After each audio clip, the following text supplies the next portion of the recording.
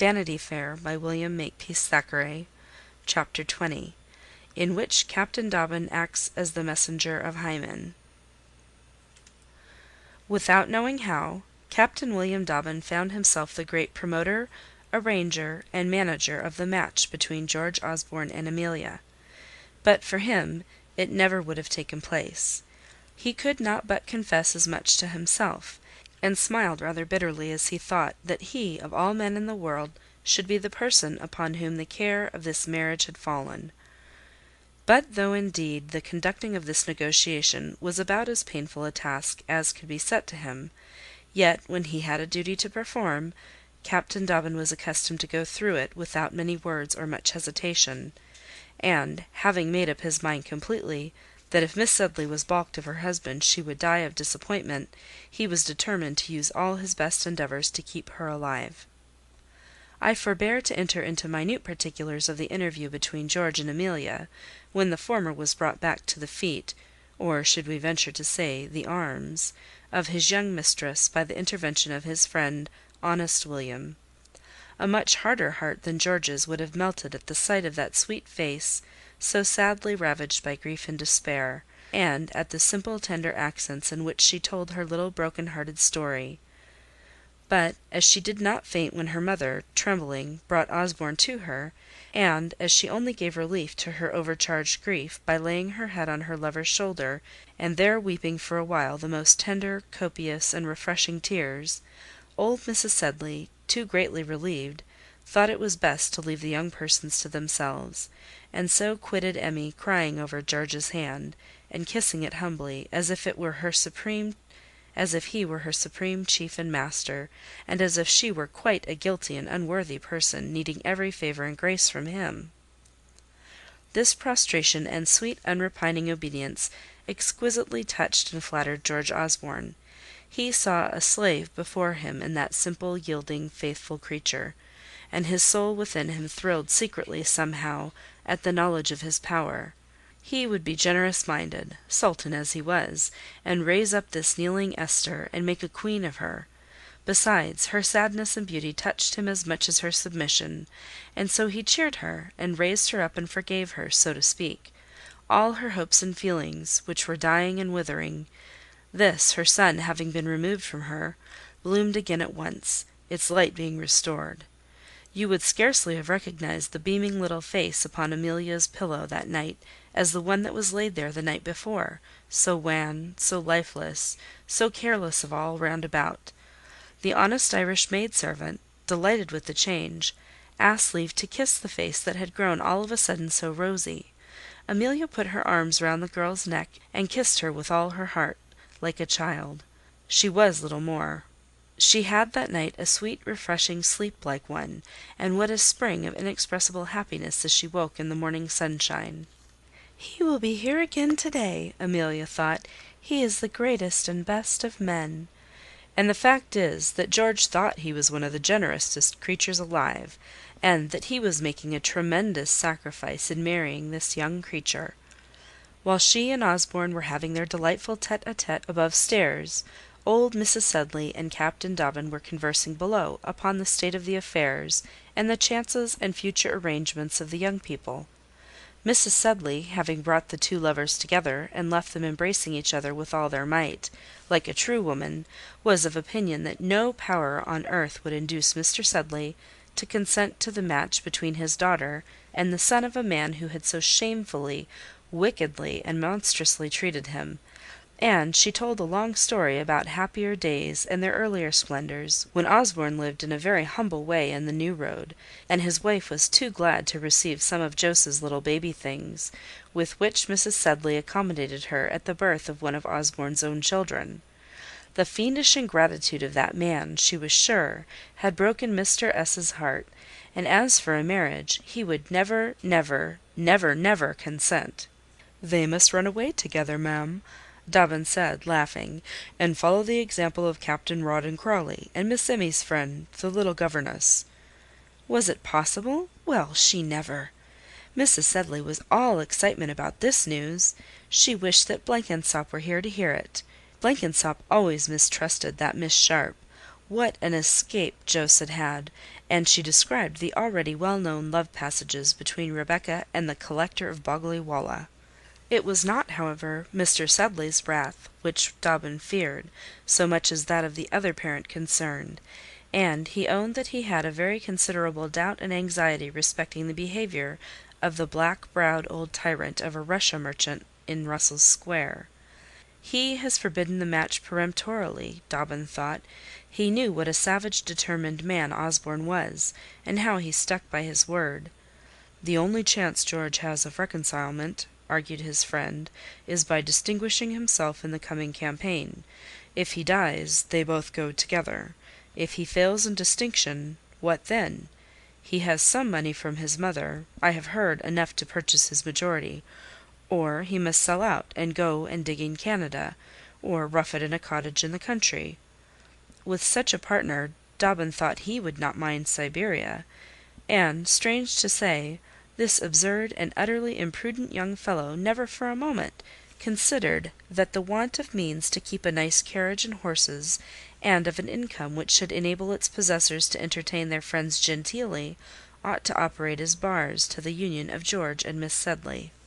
It was these weighty considerations which made him think, too, that the marriage should take place as quickly as possible. Was he anxious himself, I wonder, to have it over? As people, when death has occurred, like to press forward the funeral, or, when a parting is resolved upon, hasten it. It is certain that Mr. Dobbin, having taken the matter in hand, was most extraordinarily eager in the conduct of it. He urged on George the necessity of immediate action. He showed the chances of reconciliation with his father, which a favourable mention of his name in the Gazette must bring about. If need were, he would go himself, and brave both the fathers in the business. At all events, he besought George to go through with it before the orders came, which everybody expected, for the departure of the regiment from England on foreign service. Bent upon these hymeneal projects, and with the applause and consent of Mrs. Sedley, who did not care to break the matter personally to her husband, Mr. Dobbin went to seek John Sedley at his house of call in the city, the Tapioca Coffee House, where, since his own offices were shut up, and fate had overtaken him, the poor broken-down old gentleman used to betake himself daily, and write letters and receive them, and tie them up into mysterious bundles, several of which he carried in the flaps of his coat. I don't know anything more dismal than that business and bustle and mystery of a ruined man. Those letters from the wealthy which he shows you, those worn, greasy documents promising support and offering condolence which he places wistfully before you, and on which he builds his hopes of restoration and future fortune. My beloved reader has no doubt in the course of his experience been waylaid by many such a luckless companion. He takes you into the corner.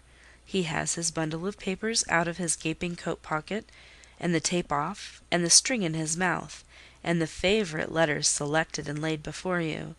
And who does not know the sad, eager, half-crazy look which he fixes on you with his hopeless eyes? Changed into a man of this sort, Dobbin found the once florid, jovial, and prosperous John Sedley. His coat, that used to be so glossy and trim, was white at the seams, and the buttons showed the copper. His face had fallen in, and was unshorn. His frill and neckcloth hung limp under his bagging waistcoat.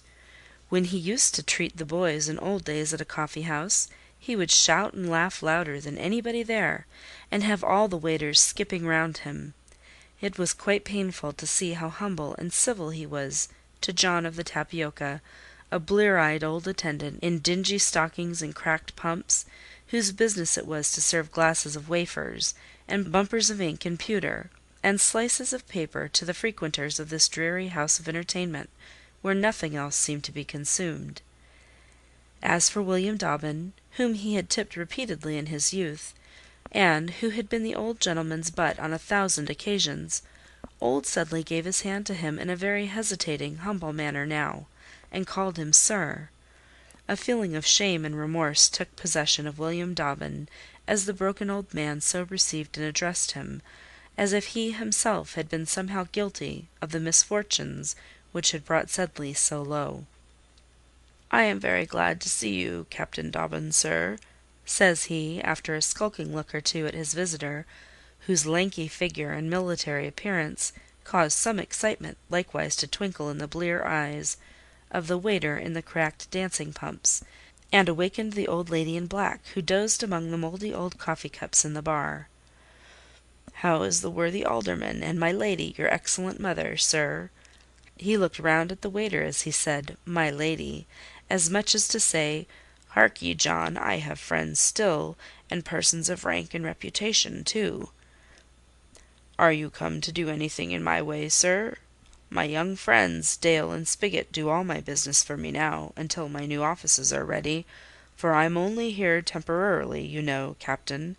What can we do for you, sir? Will you like to take anything?" Dobbin, with a great deal of hesitation and stuttering, protested that he was not in the least hungry or thirsty, that he had no business to transact, that he was only come to ask if Mr. Sedley was well, and to shake hands with an old friend. And, he added, with a desperate perversion of truth, "My mother is very well; that is, she's been very unwell, and is only waiting for the first fine day to go out and call upon Mrs. Sedley."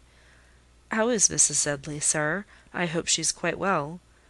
And here he paused, reflecting on his own consummate hypocrisy; for the day was as fine, and the sunshine as bright as it ever is in Coffin Court, where the Tapioca Coffee House is situated; and Mr. Dobbin remembered that he had seen Mrs. Sedley himself only an hour before, having driven Osborne down to Fulham in his gig, and left him there tête-à-tête with Miss Amelia. "My wife will be very happy to see her ladyship," Sedley replied, pulling out his papers. "I've a very kind letter here from your father, sir, and beg my respectful compliments to him. Lady D. will find us in rather a smaller house than we were accustomed to receive our friends in, but it's snug, and the change of air does good to my daughter, who was suffering in town rather. You remember little Emmy, sir? Yes, suffering a good deal." The old gentleman's eyes were wandering as he spoke, and he was thinking of something else as he sat thrumming on his papers and fumbling at the worn red tape. "You're a military man," he went on. "I ask you, Bill Dobbin, could any man ever have speculated upon the return of that Corsican scoundrel from Elba, when the allied sovereigns were here last year, and we gave 'em that dinner in the city, sir, and we saw the Temple of Concord, and the fireworks in the Chinese bridge in St. James's Park? Could any sensible man suppose that peace wasn't really concluded after we'd actually sung Te Deum for it, sir? I ask you, William, could I suppose that the Emperor of Austria was a damned traitor? A traitor, and nothing more. I don't mince words, a double-faced, infernal traitor and schemer, who meant to have his son-in-law back all along. And I say that the escape of Boney from Elba was a damned imposition and plot, sir, in which half the powers of Europe were concerned, to bring the funds down, and to ruin this country. That's why I'm here, William. That's why my name's in the Gazette. Why, sir? Because I trusted the Emperor of Russia and the Prince Regent. Look here, look at my papers. Look what the funds were on the 1st of March, what the French fives were when I bought for the Count, and what they're at now. There was collusion, sir, or that villain never would have escaped. Where was the English commissioner who allowed him to get away? He ought to be shot, sir, brought to a court-martial, and shot, by Jove." "We're going to hunt Boney out, sir," Dobbin said, rather alarmed at the fury of the old man, the veins of whose forehead began to swell, and who sat drumming his papers with his clenched fist. "We are going to hunt him out, sir. The Duke's in Belgium already, and we expect marching orders every day." "Give him no quarter. Bring back the villain's head, sir. Shoot the coward down, sir," Sedley roared. "I'd enlist myself but I'm a broken-down old man, ruined by that damned scoundrel, and by a parcel of swindling thieves in this country whom I made, sir, and who are rolling in their carriages now," he added, with a break in his voice. Dobbin was not a little affected by the sight of this once kind old friend, crazed almost with misfortune and raving with senile anger. Pity the fallen gentleman, you to whom money and fair repute are the chiefest good, and so surely are they in Vanity Fair. Yes," he continued, "there are some vipers that you warm, and they sting you afterwards. There are some beggars that you put on horseback, and they're the first to ride you down. You know whom I mean, William Dobbin, my boy. I mean a purse-proud villain in Russell Square, whom I knew without a shilling, and whom I pray and hope to see a beggar as he was when I befriended him." "I have heard something of this, sir, from my friend George," Dobbin said, anxious to come to his point. "The quarrel between you and his father has cut him up a great deal, sir. Indeed, I'm the bearer of a message from him." "Oh, that's your errand, is it?" cried the old man, jumping up. "What, perhaps he condoles with me, does he? Very kind of him, the stiff-backed prig, with his dandified airs and West End swagger. He's hankering about my house, is he still? If my son had the courage of a man, he'd shoot him. He's as big a villain as his father. I won't have his name mentioned in my house. I curse the day that I ever let him into it, and I'd rather see my daughter dead at my feet than married to him." "His father's harshness is not George's fault, sir. Your daughter's love for him is as much your doing as his. Who are you, that you are, to play with two young people's affections and break their hearts at your will?" "Recollect, it's not his father that breaks the match off," old Sedley cried out. "It's I that forbid it. That family and mine are separated for ever. I'm fallen low, but not so low as that. No, no. And so you may tell the whole race, son and father and sisters and all." "It's my belief, sir, that you have not the power or the right to separate those two," Dobbin answered in a low voice, "and that if you don't give your daughter your consent, it will be her duty to marry without it. There's no reason she should die or live miserably because you are wrong-headed. To my thinking, she's just as much married as if the banns had been read in all the churches in London. And what better answer can there be to Osborne's charges against you, as charges there are, than that his son claims to enter your family and marry your daughter?" A light of something like satisfaction seemed to break over old Sedley as this point was put to him, but he still persisted that with his consent the marriage between Amelia and George should never take place. "We must do it without," Dobbin said, smiling, and told Mr. Sedley, as he had told Mrs. Sedley in the day before, the story of Rebecca's elopement with Captain Crawley. It evidently amused the old gentleman.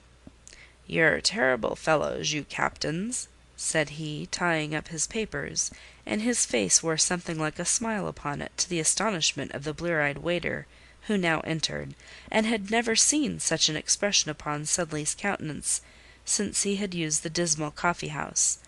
The idea of hitting his enemy Osborne such a blow soothed, perhaps, the old gentleman, and, their colloquy presently ending, he and Dobbin parted pretty good friends. "My sisters say she has diamonds as big as pigeons' eggs," George said, laughing. "How they must set off her complexion! A perfect illumination it must be when her jewels are on her neck. Her jet-black hair is as curly as Sambo's.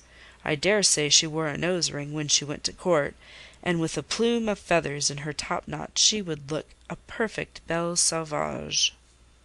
George, in conversation with Amelia, was rallying the appearance of a young lady of whom his father and sisters had lately made the acquaintance, and who was an object of vast respect to the Russell Square family. She was reported to have I don't know how many plantations in the West Indies, a deal of money in the funds, and 3 stars to her name in the East India stockholders' list. She had a mansion in Surrey, and a house in Portland Place. The name of the rich West India heiress had been mentioned with applause in the Morning Post. Mrs. Haggiston, Colonel Haggiston's widow, her relative, chaperoned her and kept her house. She was just from school, where she had completed her education, and George and his sisters had met her at an evening party at old Hulker's house, Devonshire Place. Hulker, Bullock & Co. were long the correspondents of her house in the West Indies, and the girls had made the most cordial advances to her, which the heiress had received with great good humour, An orphan in her position, with her money, so interesting, the Misses Osborne had said. They were full of their new friend when they returned from the Holker ball to Miss Wirt, their companion. They had made arrangements for continually meeting, and had the carriage, and drove to see her the very next day. Mrs. Haggiston, Colonel Haggiston's widow, a relation of Lord Binkie, and always talking of him, struck the dear unsophisticated girls as rather haughty, and too much inclined to talk about her great relations. But Rhoda was everything they could wish, the frankest, kindest, most agreeable creature, wanting a little polish, but so good-natured. The girls Christian named each other at once. "You should have seen her dress for court, Emmy," Osborne cried, laughing. "She came to my sister's to show it off, before she was presented in state by my Lady Binkie, the Haggistons' kinswoman. She's related to every one, that Haggiston. Her diamonds blazed out like Vauxhall on the night we were there. Do you remember Vauxhall, Emmy, and Joe singing to his dearest diddle diddle darling? Diamonds and mahogany, my dear, think what an advantageous contrast. And the white feathers in her hair, I mean in her wool. She had earrings like chandeliers, you might have lighted 'em up, by Jove, and a yellow satin train that streeled after her like the tail of a cornet." "How old is she?" asked Emmy, to whom George was rattling away regarding this dark paragon on the morning of their reunion, rattling away as no other man in the world surely could. "Why, the Black Princess, though she has only just left school, must be 2 or 3 and 20. And you should see the hand she writes. Mrs. Colonel Haggiston usually writes her letters, but in a moment of confidence she put pen to paper for my sisters. She spelt satin, satting, and St. James's, St. Jams." "Why, surely it must be Miss Swartz, the parlour boarder," Emmy said, remembering that good-natured young mulatto girl, who had been so hysterically affected when Amelia left Miss Pinkerton's academy. "The very name," George said. "Her father was a German Jew, a slave-owner, they say, connected with the Cannibal Islands in some way or other. He died last year, and Miss Pinkerton has finished her education. She can play 2 pieces on the piano, she knows 3 songs, she can write when Mrs. Haggiston is by to spell for her, and Jane and Maria already have got to love her as a sister." "I wish they would have loved me," said Emmy wistfully. "They were always very cold to me." "My dear child, they would have loved you if you had had 200,000 pounds," George replied. "That is the way in which they have been brought up. Ours is a ready-money society. We live among bankers and city bigwigs, and be hanged to them, and every man, as he talks to you, is jingling his guineas in his pocket. There is that jackass, Fred Bullock, is going to marry Maria. There's Goldmore, the East India director. There's Dipley and the tallow trade. Our trade," George said, with an uneasy laugh and a blush. "Curse the whole pack of money-grubbing vulgarians. I fall asleep at their great heavy dinners. I feel ashamed in my father's great stupid parties. I've been accustomed to live with gentlemen, and men of the world and fashion, Emmy, not with a parcel of turtle-fed tradesmen. Dear little woman, you are the only person of our set who ever looked, or thought, or spoke like a lady, and you do it because you're an angel and can't help it. Don't remonstrate. You are the only lady. Didn't Miss Crawley remark it, who has lived in the best company in Europe? And as for Crawley, of the Life Guards, hang it, he's a fine fellow, and I like him for marrying the girl he had chosen."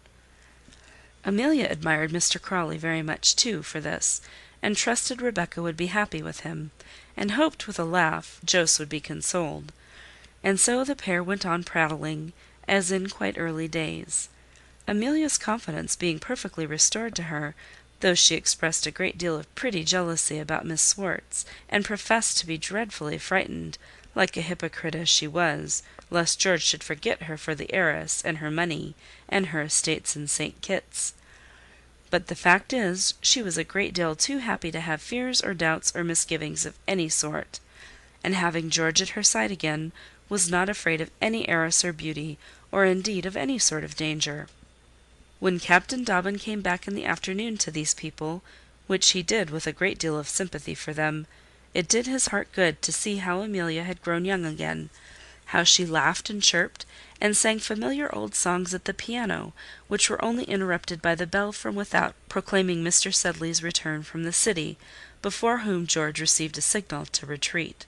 Beyond the first smile of recognition, and even that was an hypocrisy, for she thought his arrival rather provoking, Miss Sedley did not once notice Dobbin during his visit. But he was content, so that he saw her happy, and thankful to have been the means of making her so. End of chapter 20.